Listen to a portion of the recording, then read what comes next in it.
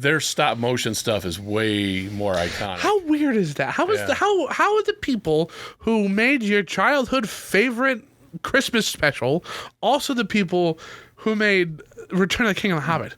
This is the Grindhouse Podcast. We're coming to get you, Barbara. Which is where we get into the Return of the King. Which is not that Return of the King. Hey, I forgot to say this about the music. So they wanted Zeppelin. Mm-hmm. They couldn't do it. And I'm pretty sure it's the Lord of the Rings movie, but it might be the Return of the King one. I don't remember. That guy ended up hurrying up and doing it.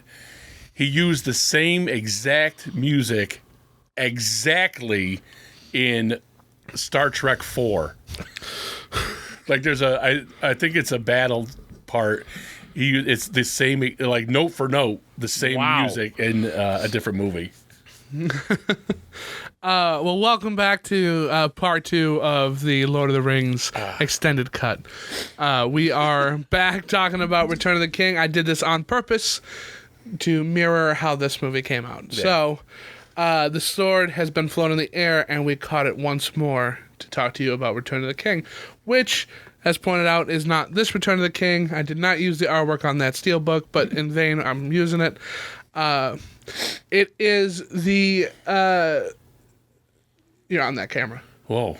Oh, look at that. Look at that. Not the movie we're talking about right there. But it does have the seal of Rohan on it. Right. Which I'm glad it does, because Pippin has Rohan on his blue little tunic, which it doesn't make sense why he would have it unless you had the context of why he has it. Right.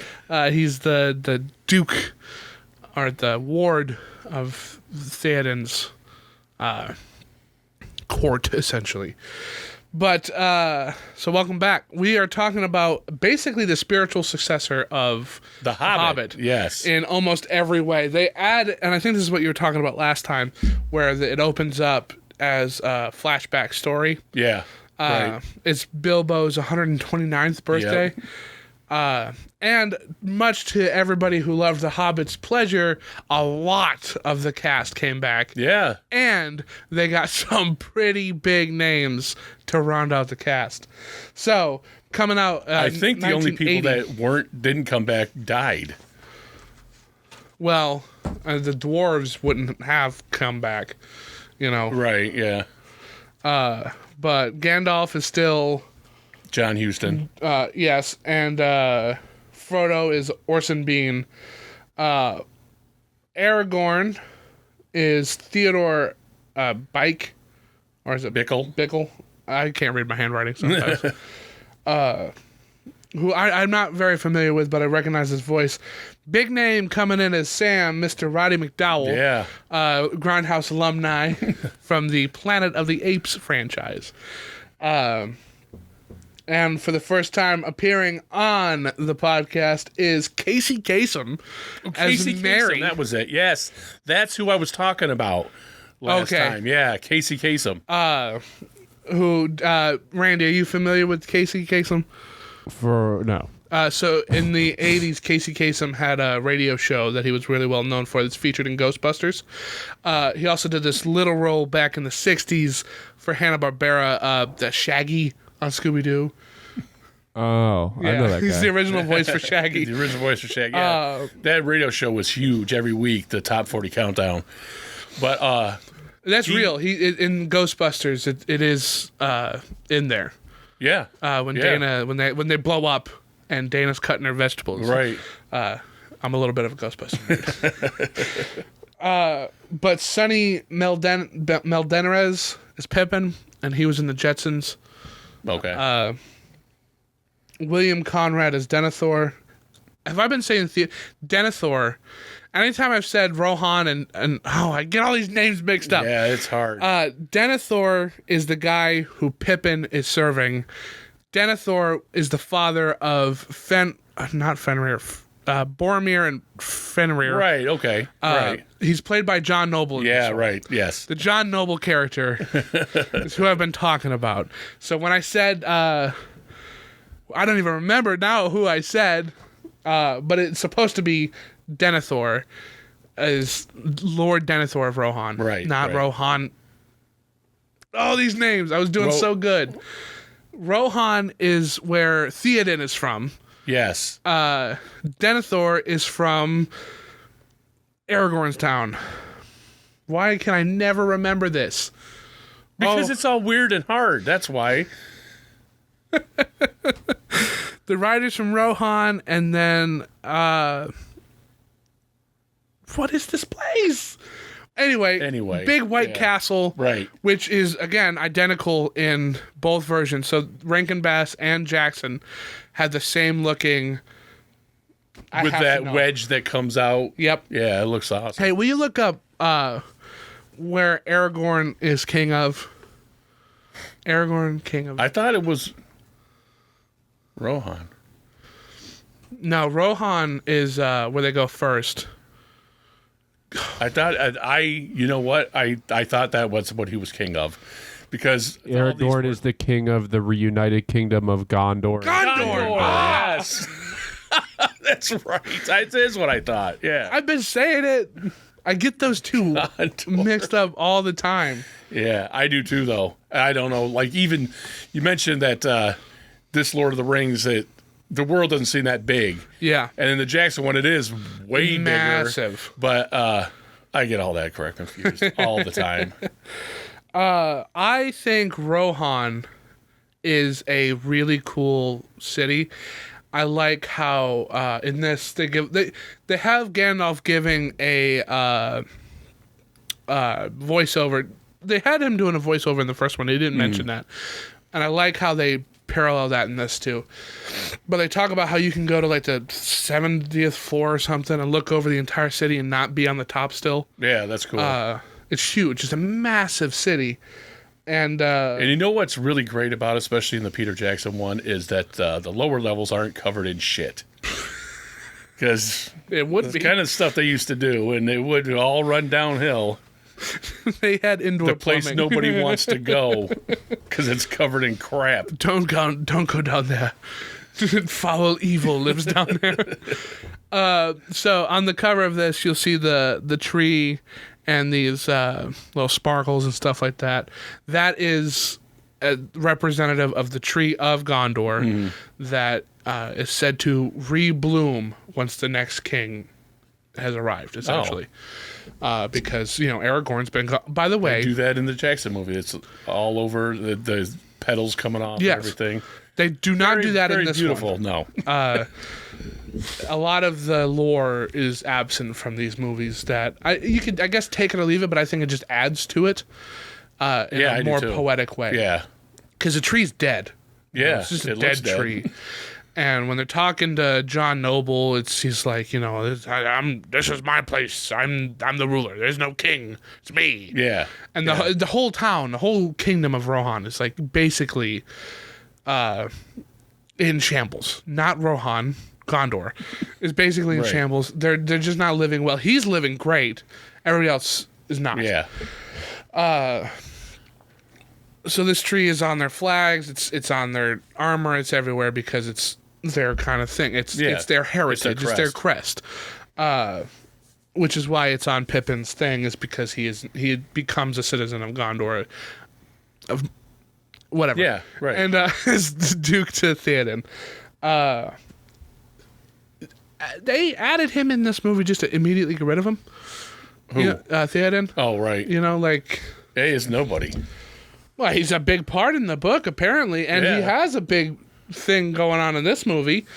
But in this one, he basically is insane, goes insane, and kills himself because they hear the Black Fleet is coming, and nothing can stand up to that. Right, and he don't want to be around for it. Yeah, so because he's not a king, he's just the guy in charge, the regional manager, basically. So. In this, we open up with Bilbo's 129th party, and he's barely awake for any of this. But I do like how you have Elrond there and Gandalf there, and you have Merry, Pippin, Frodo, and Sam, just kind of for an intimate little party, and then just some wacky who's going to tell the story of Bilbo and Frodo. It's like, oh, we made it into a song. You know, right before you get into this, the poster for this, because it was a TV movie, it's like Frodo and Sam on a horse, like they're going to be the king. And they have nothing to do with being kings. No. And they don't even want to be. They're not even in Rohan. Right. They're Gondor. They're not even. They're on the mountain. They're in Mordor. Yeah.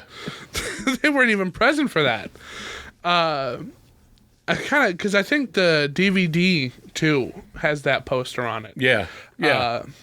The DVD I took for this disc did not. It was one of those like Walmart $5 bin where it's the ring and then they've got the people drawn in. It sucked. I hate that artwork, which is why it's this now. But this is the movie poster. This is cool. Yeah. So we open up to that. It's going to be in song. If you didn't like the songs in The Hobbit, buckle up because these ones are worse. It's the same guy that did them. Yeah. There's one song that I was like, okay. This Where there's a whip. Yeah, that one's okay. So cringy and lame. I love it. Where there's a whip, there is a way. Like, come on. I kind of wish Randy watched this one because I think you would have actually. I think I know that song though. You do? Yeah. But this it also uses a lot of the same stings that you heard in The Hobbit. Particularly the one when they're talking about the Misty Mountains in Bilbo's house where it goes boom, boom, that stuff. Every time you see the ring, it makes that noise. And you know what? Because we had that Hobbit growing up, and I liked that Hobbit a lot. So to watch this one years later, it did feel like, it was like a family reunion almost. Right, yeah. I did have a pretty intimate experience with this. It was very nice. Very nostalgic for me.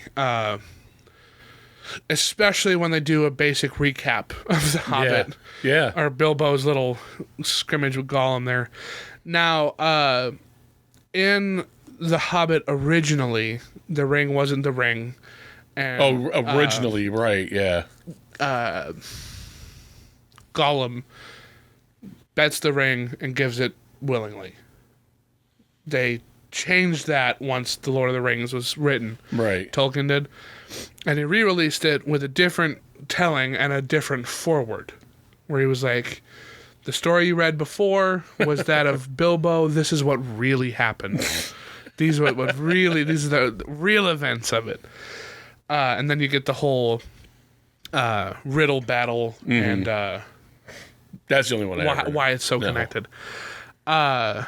This does not flow very well with the first one. There's it don't flow with nothing. It almost feels like I put on Batman 89 for you. Or no, I put on Batman and Robin for you, right? And we're watching Batman and Robin.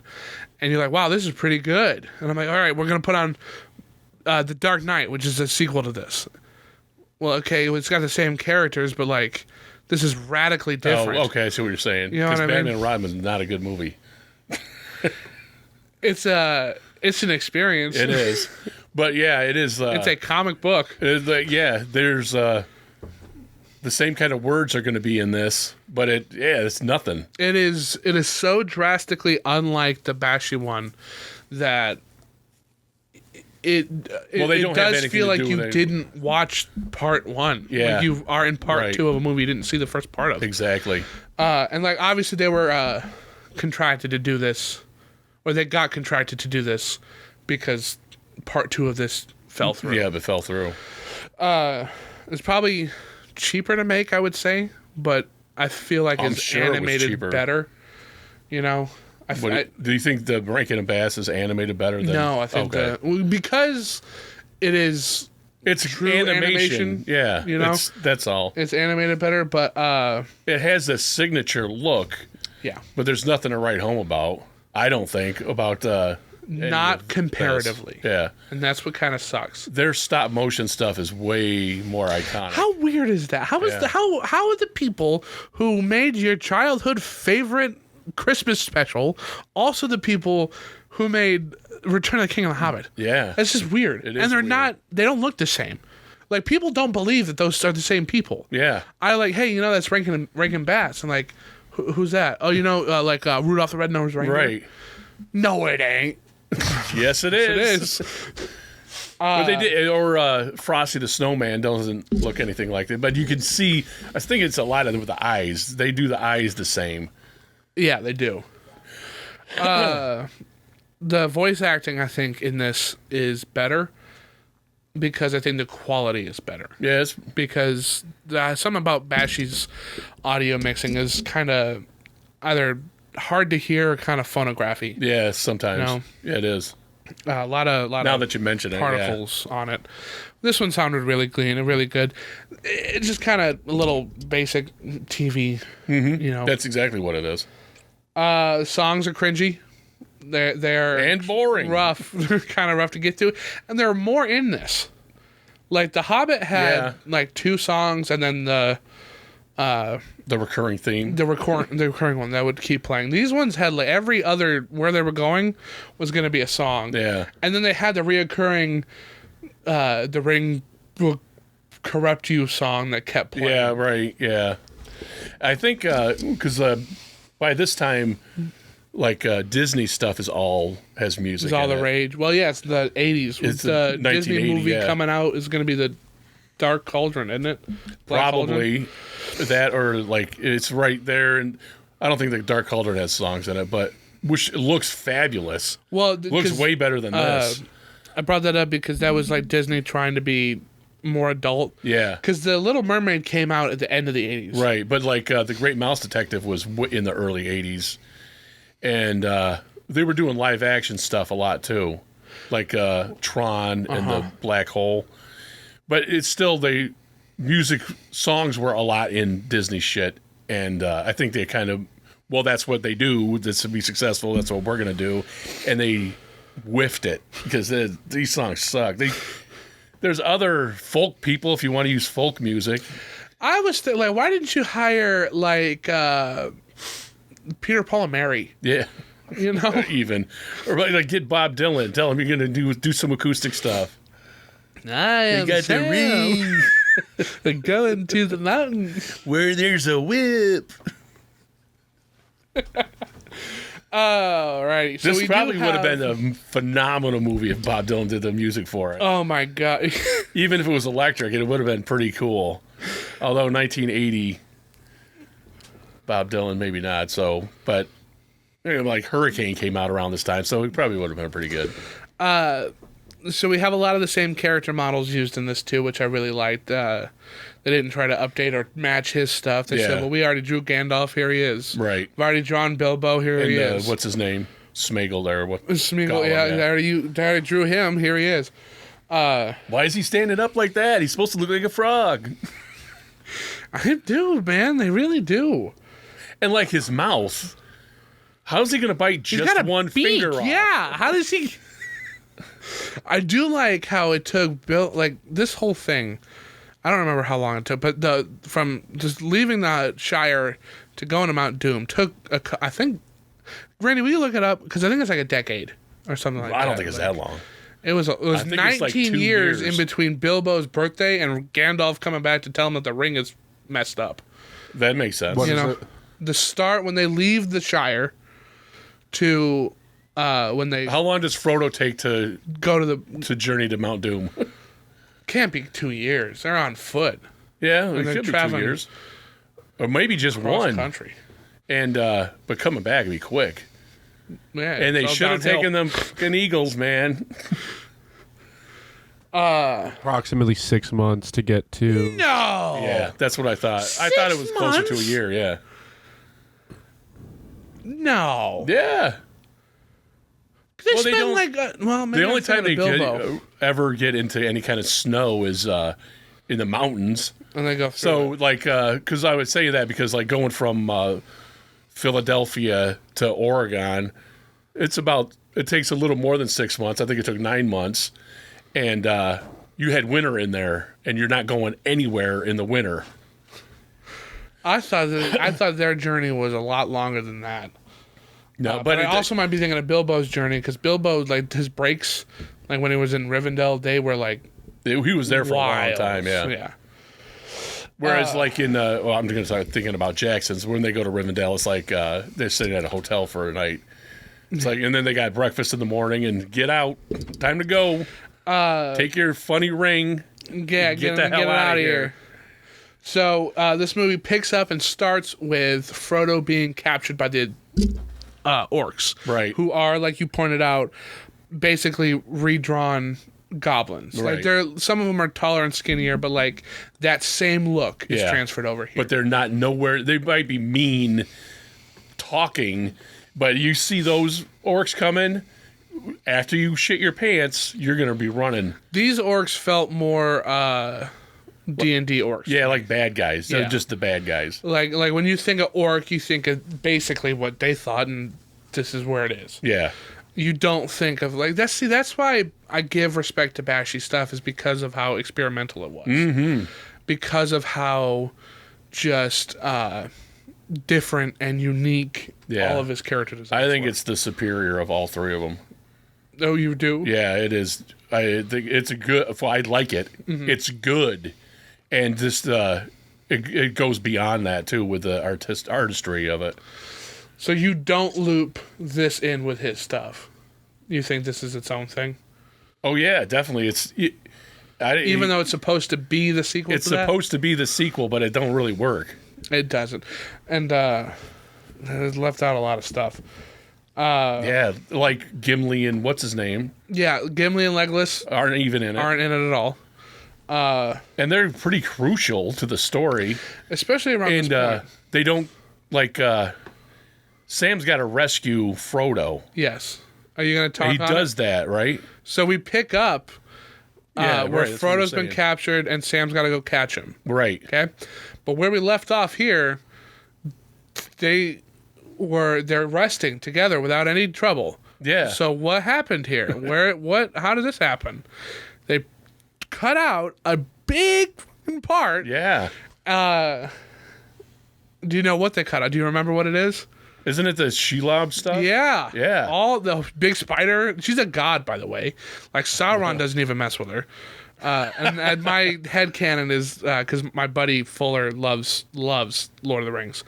And when we were watching this all, he was like, yeah, he's one of the primordials. He was there before. Like, the darkness is essentially what she is. Nice. And I was like, yeah, he doesn't mess with Shelob because he's afraid of spiders. He's telling everybody that Shelob's a god and all this stuff, but in all reality, It's just a spider. He's afraid of spiders. They found him in the cave, and he's like, okay, well, everybody Don't go in that stay cave away from anymore. there. But yeah, so I guess we really got to address what they left out first, because Sauron never died. They never show it. Wormtongue never went back to Isengard and killed him. The Ents never took Isengard. Mm-hmm. So Wormtongue's not even in this, is he? he's in the Bakshi one. Yeah, I meant the new one. I mean the Return of the So King. in Rankin Bass's, no. Yeah, the Wormtongue's not in continuity is there. all messed up. Which is why I'm like, this is part 2 of a movie we didn't see. Yeah. Because Sauron never dies. They don't take Isengard. They don't fight Shelob. Treebeard shows up here, and then Merry and Pippin are just now in 2 different places. Yeah, right. Faramir altogether just isn't in the movie, which is a big part of the story. He's just gone. yeah. Theoden's entire character is gone. He's just some wacky-o who kills himself. Legolas and Gimli are gone. The Army of Dead are gone. Yeah. They just don't tell any of that part it's of it. really weird. Because it's a 2-hour movie. No, not this one. It's an hour and a half. Well, with commercials. It's 2 hours. I was thinking of it like that. But, yeah, it's too abridged. It is. And then it kind of doesn't make sense. It's really speed running. Yeah. Like the first one you thought was fast, this one's faster. Like you asked your older brother to slow down in the car and he doesn't. So we pick up the orcs that have Frodo. they're looking for the ring. Frodo doesn't have the ring. It dropped on the floor. Sam has the ring. Right. Sam rescues Frodo, and he's like, look, Frodo, I have the ring. And Frodo in this is night and day. In this one, he's like, we can do it, Sam. We're just a couple of buddies. And he's like, give me that ring back, you son of a bitch. How dare you? He's already confirmed. Like, everybody's like, Anakin's portrayal in Revenge of the Sith, it was too quick. He shouldn't have fallen that quick. But, like, it's scene 1. Frodo's completely gone. And, from there on, he's basically a slave to the ring. Yeah. How Jackson has him, too. Like, he's basically, once Return of the King starts, that corruption is too much. The ring itself weighs him down. Right. Now, like, physically. Yeah. So we see a lot of just, like, darker Frodo. I kind of like how...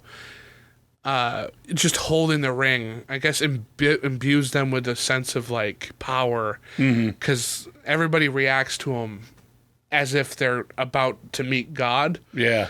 And, like, they're outlined in this glowing thing. The music starts intensifying, and they get this angry look.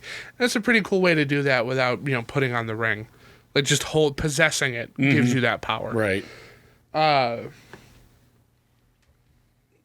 I think that they got the characterization a little bit down better in this one because Sam isn't a goofball. Right, yeah. Frodo's more susceptible to the ring. Gandalf, while being aloof, doesn't give up on his purpose because, when Gandalf died and became Gandalf the White, he basically got a memory wipe. Yeah.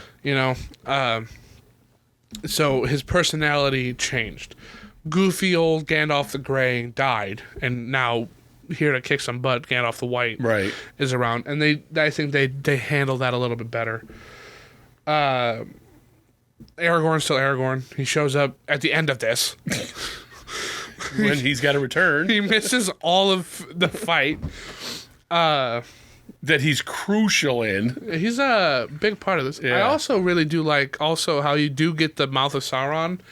And it's more of a human general with the helmet on. It's not a demonic, gross-looking, maybe zombie face orc or whatever it was. Because he's got that helmet on and it's just his gross mouth. Which I guess, is this a deleted scene? The interaction with the Mouth of Sauron in this? In Jackson's... Do you know who I'm talking about? No, I don't think I do. The mouth. I know that he's really tall... and has that weird hat on, but you can't see any of his face. That is Sauron. Right. The Mouth of Sauron is basically his informant. And see if you can pull up a picture of the Mouth of Sauron. He, when they get to the Black Gate, and Aragorn's like, come on out and face your... Yeah, right. The guy who comes out on the horse, he's got a white mouth. It's all toothy. And he's like, you don't remember that? Because then maybe it is a deleted scene. And Aragorn cuts his head off.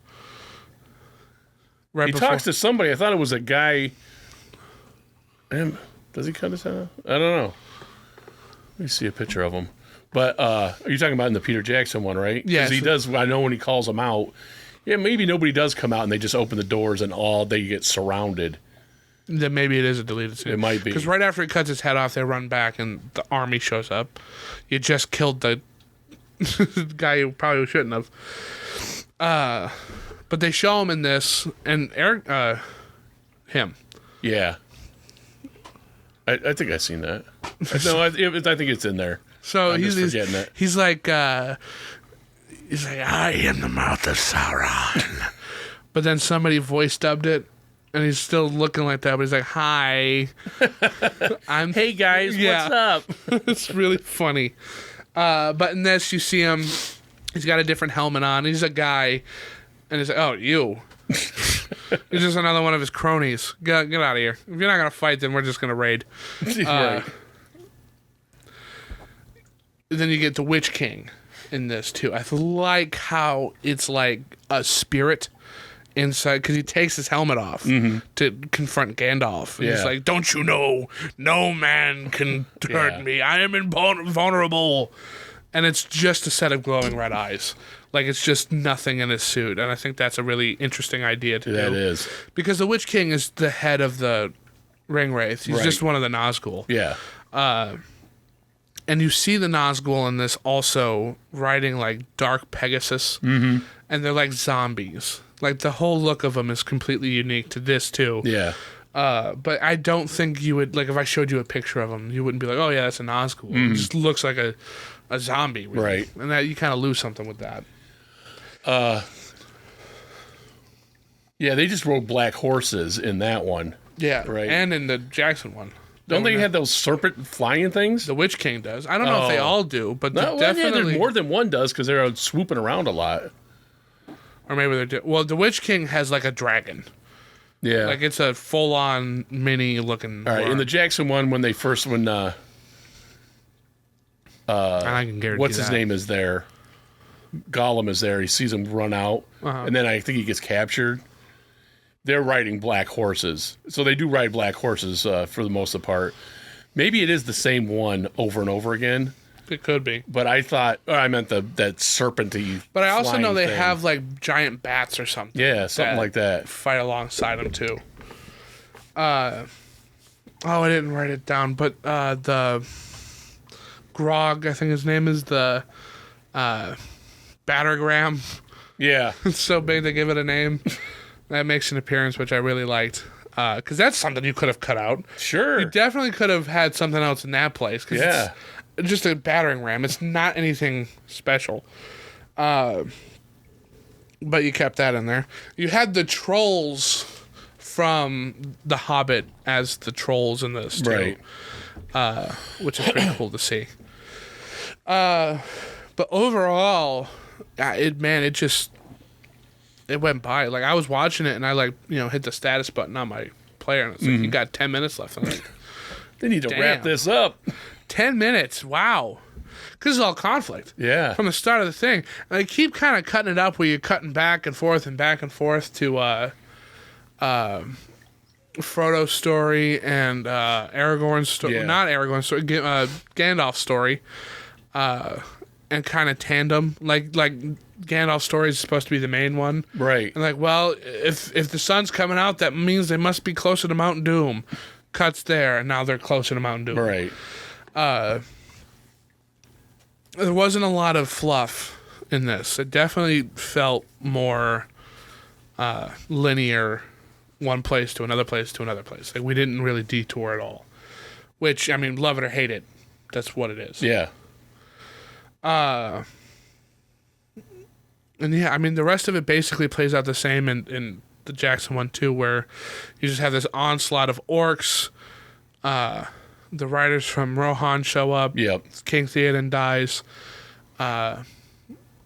Arwen shows up and she's like, you kill my uncle, I'll kill you. And she's like, don't you know the prophecy?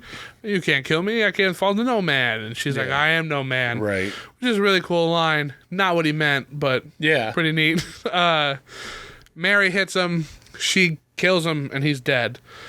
In this one, though, I don't understand how the king died, because the horse just was bucking, and he was like, calm down. And then he's on the floor. Like in the other one, like the Witch King hits him hard, kills him, and then it's like, now I'm going to feed you to my dragon before she shows up.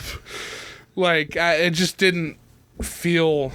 It's like, like King Theoden dies. You read that in the book, and I'm like, all right, well, how am I going to make this work? All right, he's just dead now. Like, they just cut too much out. Yeah, right. But then kept weird things in. It's strangely paced, I think. It feels a little all over the place. It is all over. That's what I get to. It's just basically all over the place. And they're like just hitting the notes of things. Yeah. Like this happens, I guess, kind of like somebody telling a story, especially if it's going to be a song. You know what I mean? And that might be why they have that in there. Because they knew, like, hey, man, this is not... We don't have enough time for this. Yeah. It's not dense. doable. Yeah. Because, I mean, like, love it or hate it, this is the extended edition, and, like, it's 4.5 hours long, I think, and, like, you need it. Unfortunately, like, you really do need it. Yeah. Because there's just too much that happens. I think also it was a TV. The Return of the King was a TV movie, and it was for kids, whereas the PG version, it was rated PG because of her violence and weirdness. Was made is for more marketed adult. to a larger audience, where this is basically a kids movie. Yeah. And kids aren't really paying attention to all that world building and all that stuff. and They're like, oh, and this happened, and now I'm going to play that. Oh, it's something we didn't talk about with Lord of the Rings. I never saw them, but they had action figures. They had like 6 action figures for that movie. Yeah, and one of them was they had an orc one, they had a Gandalf one, I think a Frodo one, stuff like that. Well, if I can get my hands on those, I will put them down here, because that'd be cool. I don't know where. I have never seen them, ever. They're the Spaceballs action figures. They were made for one person and never ever seen again. So, you know, Gollum and Sam have one final confrontation. Frodo goes into Mount Doom. Sam's like, all right, cast it into the flame. Yeah. Destroy it. He's like, no. And he puts it on and he disappears. And Sam's like, I'm screwed. What do I do now? But here comes Gollum to save the day, bites his finger off, and falls into the lava. Yeah. And that saves the day. That's really cool, too, that, like, I'm talking about the Lord of the Rings. What's his name? Which one? Gollum.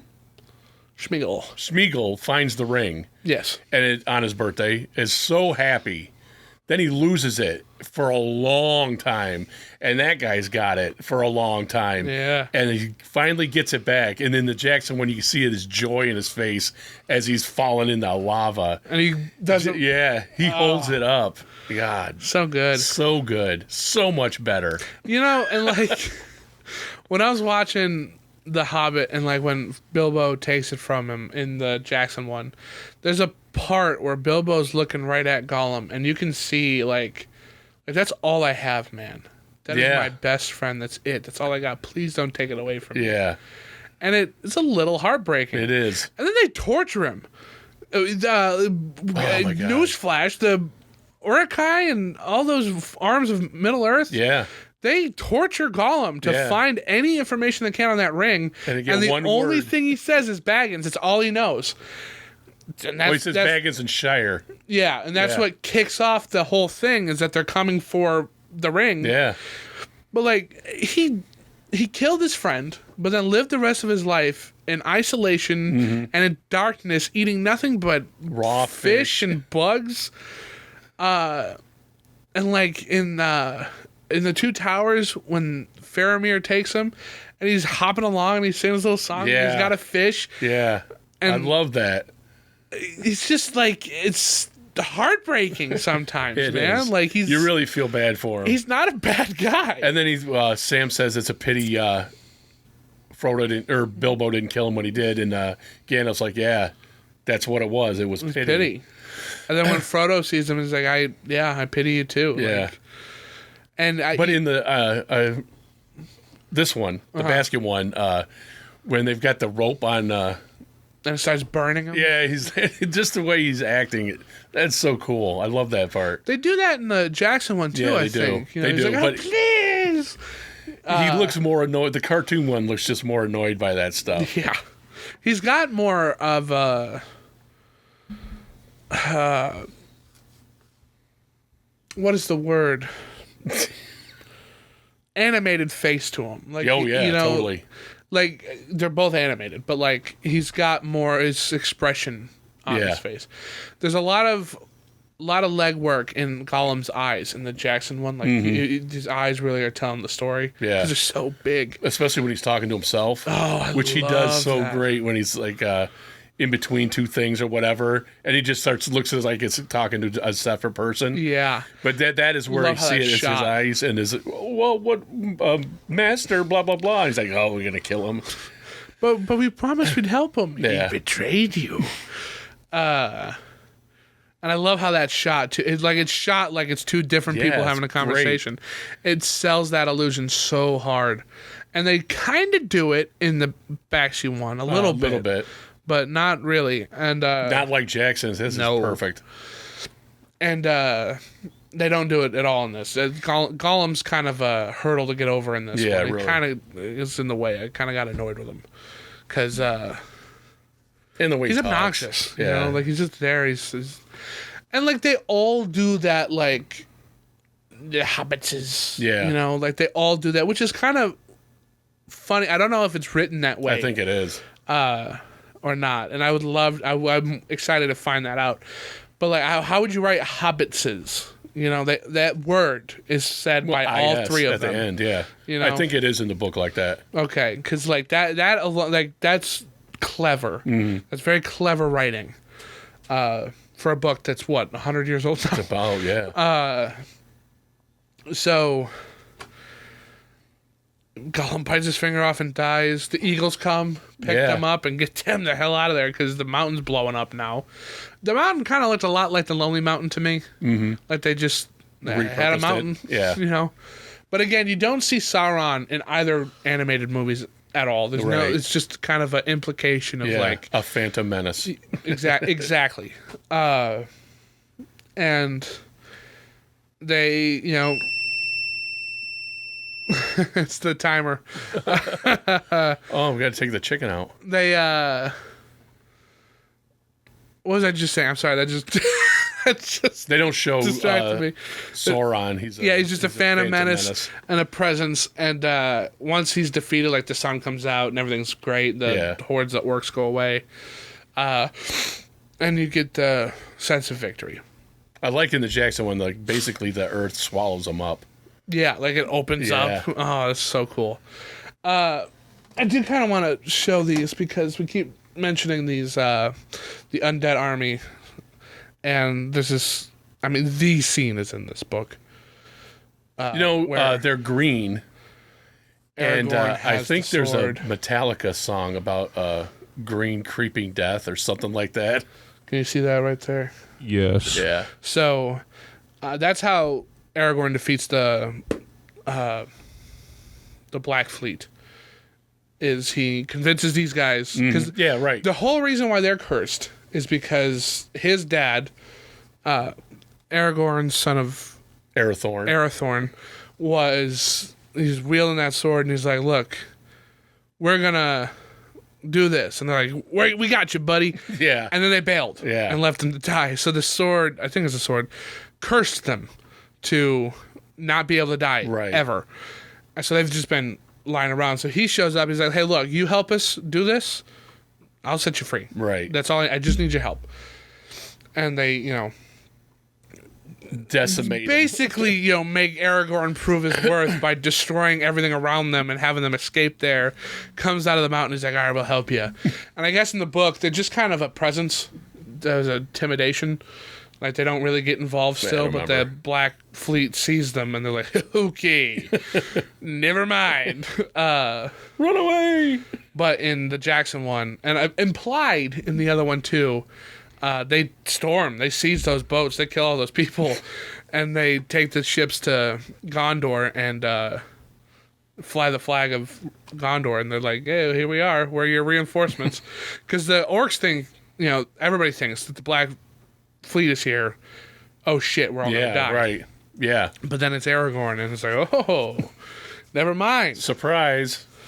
But yeah, so it ends with Gandalf.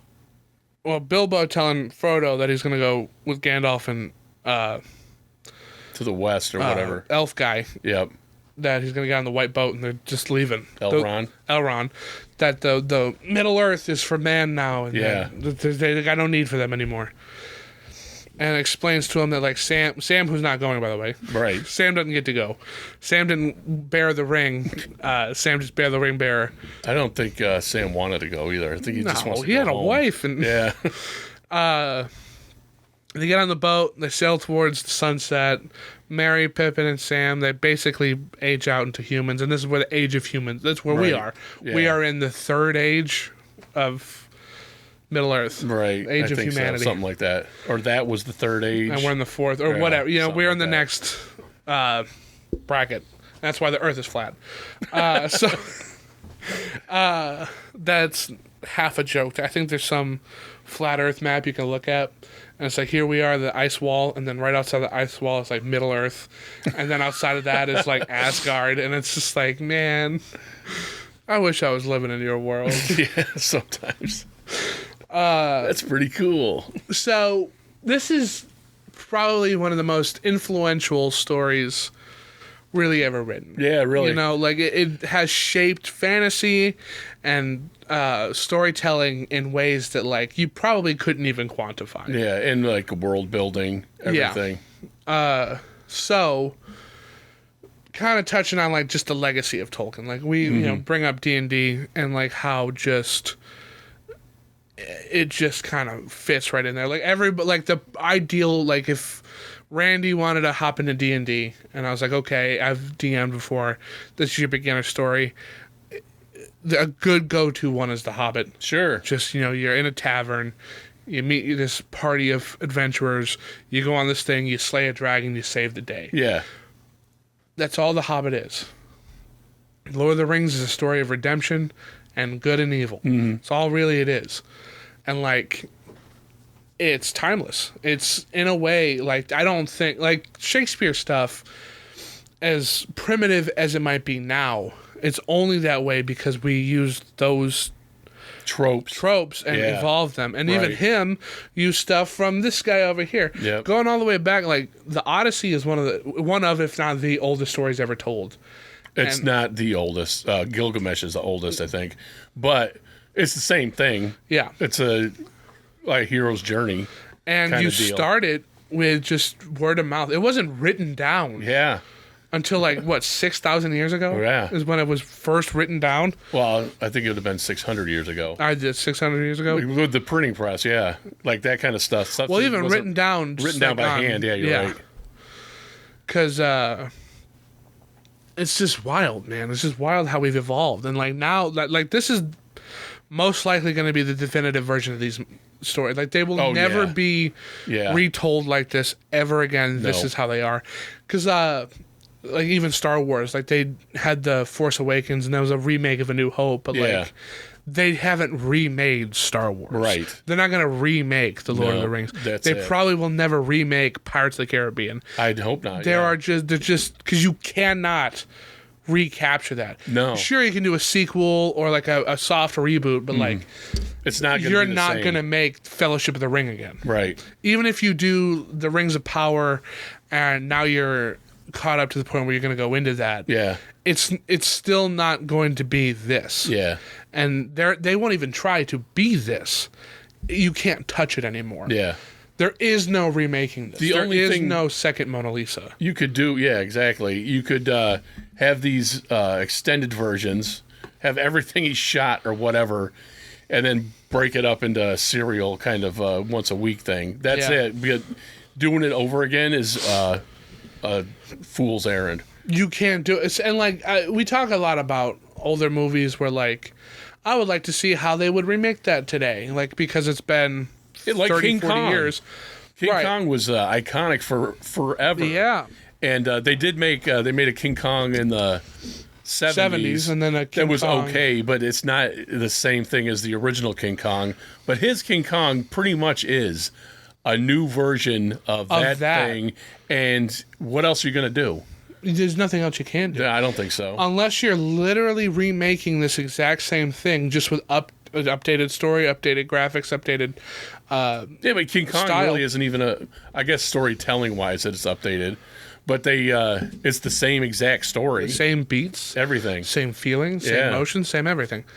And that's what is probably so special about this, is that even though Peter Jackson remade The Lord of the Rings, Yeah, he did. basically, He remade it better. the Bakshi one is still a piece of history. Yeah, because it's a piece of art. Yeah. It's his vision of it.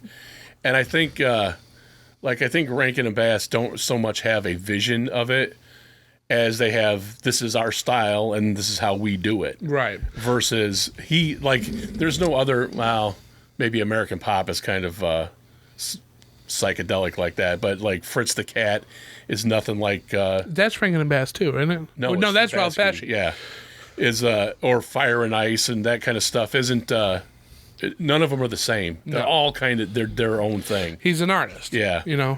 Whereas like the Little Drummer Boy and Rudolph or Frosty, they're interchangeable. You could have any of them in any of them. I'm gonna let you know right now that A Year Without a Santa Claus Coming to Town, and like Jack Frost, they all can blend together. Yeah, and that's fine. Yeah, that's the way. That's their stuff. Yeah, but I do think they had more of a vision for The Hobbit than they did for this one. Yeah, definitely. Because The Hobbit feels complete. Right. I get that it's just one story, and this is part 3 of a story. To do that. But there also felt more of a love for the world in that one than they did in this one. Right. But that also could just be me. But yeah, I mean, it's cinema history. You're not gonna top it. You're not gonna do anything better. I don't. And you shouldn't really have anything else to bring up about that. How are we doing on time? Did I say about Star Trek 4? Yeah, and how the music was the same? Okay, yeah. 50 minutes.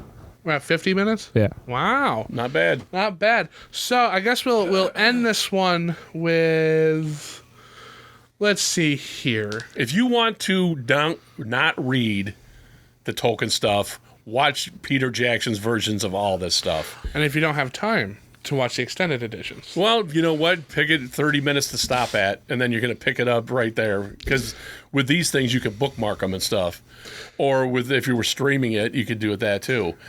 If you want to see cool animation, watch the Baskin Lord of the Rings. I don't think it's for everybody. I don't think so either. I think it's definitely not, because your mother hates all this crap. Well, yeah, but I mean, like, if you have an interest in Lord of the Rings, check it out, obviously. But if you also have an interest for a visual experience over definitely. A narrative one, check it out too. Yeah, because it does take you on a visual trip just as much as it does on the narrative itself. Yeah. Like, you could probably mute this movie, right? I say this a lot too. You can mute this movie and get a different thing from it, but I do feel like there's enough going on in the visuals to just sell what's going on. Right. You put Zeppelin 4 on. And you watch the Bashy one. And it just makes sense, man. Just makes sense.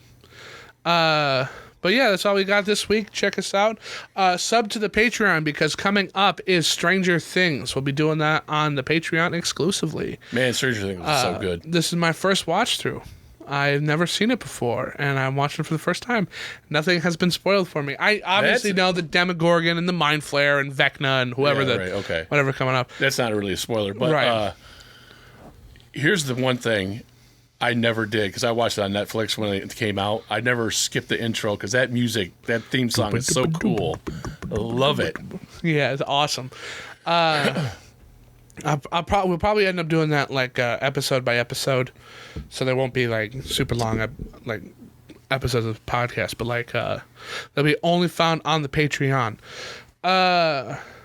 We'll also on the Patreon, Randy, Cheesefilm, and Hecubus have done the New York Times top 100 greatest movies of all time since the 2000s, the 21st century. 21st century, yeah. So on our Patreon, we'll be comparing our lists and talking about that, because even though the list is already out, we would like to. We'll go over ours and kind of defend, see which ones are in common, defend our random choices. Common ones, yeah, common ones between you and me. And I only noticed that because he in a text the pictures. It was him and you that just did it, right? And I said I put one in that too, and I didn't notice so many of his, but I purposely didn't look. And then those pictures, I know what they look like. Yeah, you can identify them. So check that out. Yeah, definitely check that. That's gonna be good. Give us a like, share, and follow on all our socials. That is YouTube, Instagram, Facebook, TikTok, Spotify, Apple, iHeartRadio, Audible, Amazon. Anywhere you listen, we're there. We're in your homes. Where finer podcasts are heard. Exactly. And, we're kicking it off. Check out these upcoming episodes. The how we're going to trail out this current season is with our audience requests. We have a couple coming through, and we keep getting them, so keep throwing them at us. If you like to have a pre-watch. Are these both requests coming up? So from here on out, they're all requests. Okay. So coming up is Awesome. Dancer in the Dark, which is a movie I haven't seen. I don't think I ever heard of it. And I'm looking forward to it. Me and too. it also is coming up. We got the Final Countdown too. Final Countdown, which is a highly recommended movie coming to us, and I highly Wild at recommend it. Heart, Wild at another Heart. David Lynch movie. We've done quite a bit of David Lynch on this podcast. We should. And I'm pretty proud of that. I like David Lynch stuff. For the But most part. we'll also have to do another double feature because somebody requested the sequel to a movie, and I figured if we're gonna do the sequel, we might as well do the first one as well. I don't remember what you're talking It's about. Dr. Phibes, the abominable Dr. Phibes.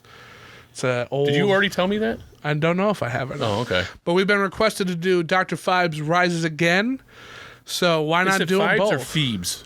I think it's Phibes. Okay. Phibes. I don't Yeah. know. We'll watch it and we'll get back to you. So if you'd like to do a pre-watch of any of these movies, they'll be coming out in the coming weeks. Just kind of giving you a heads up because that's what we like to do. We want you to join the conversation. Always like, follow, subscribe. Unsubscribe from everybody else and subscribe to only us. We'll catch you and next time. notifications, you got to hit that bell thing too on YouTube. If that's there, I don't know if that's something we enable or if that's something that's already there. It's something that's always there. Then hit that bell. Bing! But check us out. I have been Cheese Film. And Hecubus. And Randy Official. And this has been the one and only Grindhouse Grindhouse Podcast. Cheese Film. Out.